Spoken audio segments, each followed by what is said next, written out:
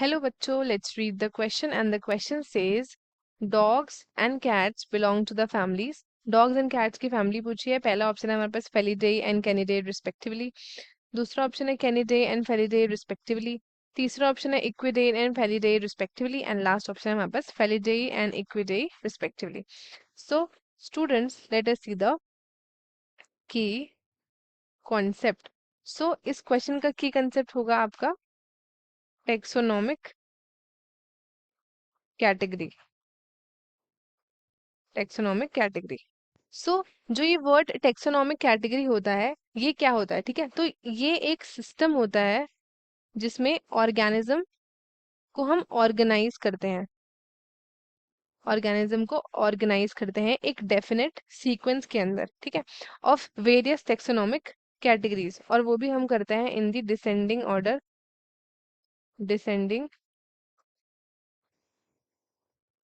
Order, ठीक है। और हर एक कैटेगरी जो होती है ना, उसको हम रेफर करते हैं as a unit of classification, और उस यूनिट को हम रिप्रेजेंट करते हैं एज अ टेक्सॉन। तो ये बेसिकली आपकी रिप्रेजेंट करती है एक रैंक, ठीक है।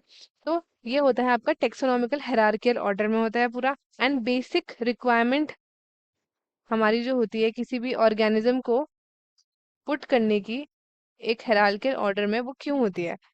ताकि हमें नॉलेज मिल सके डिफरेंट डिफरेंट कैटेगरीज के बारे में, एंड जो भी कैरेक्टरिस्टिक्स होते हैं किसी भी एक ऑर्गेनिजम्स के, उसके बारे में। एंड दो ऑर्गेनिज्म कैसे आपके आपस में सिमिलर हैं, ठीक है, एंड डिसिमिलर हैं। तो ये सारी चीज़ों के बारे में नॉलेज मिलती है, जिसकी वजह से हम इनको एज अ टैक्सोनॉमिक कैटेगरीज के अंदर डालते हैं। अब हम देखते हैं कि हमारी कैटेगरीज में कौन कौन आते हैं। सबसे टॉप में हमारे पास क्या प्रेजेंट होता है? सबसे टॉप में हमारे पास प्रेजेंट होता है किंगडम, ठीक है।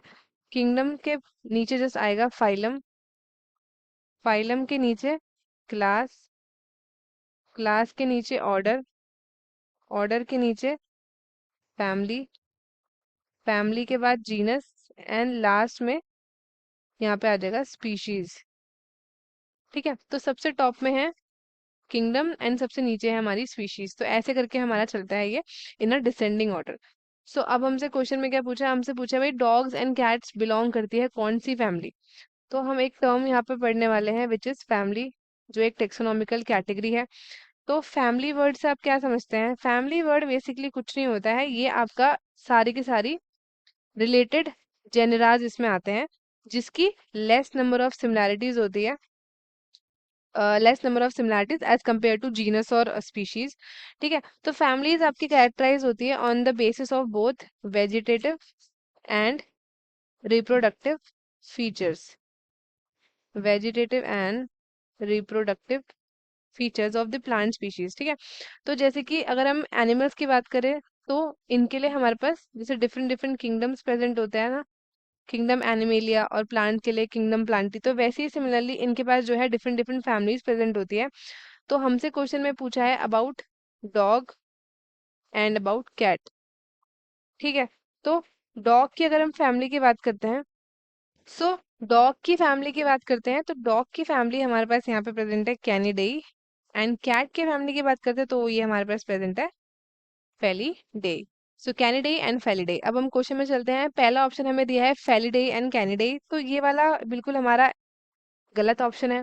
दूसरा हमें दिया है कैनिडेई एंड फेलिडे, तो डॉग की क्या थी? डॉग की कैनिडी थी, एंड कैट की आपकी फेलिडे थी, तो इसका मतलब ये वाला ऑप्शन करेक्ट है।